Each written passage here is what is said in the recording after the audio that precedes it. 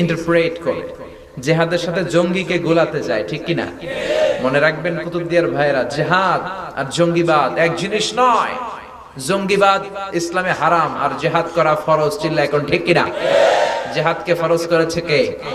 জঙ্গিবাদকে হারাম করেছে কে? জঙ্গিবাদকে দমন করার জন্যই আল্লাহ জিহাদকে ফরজ করেছে।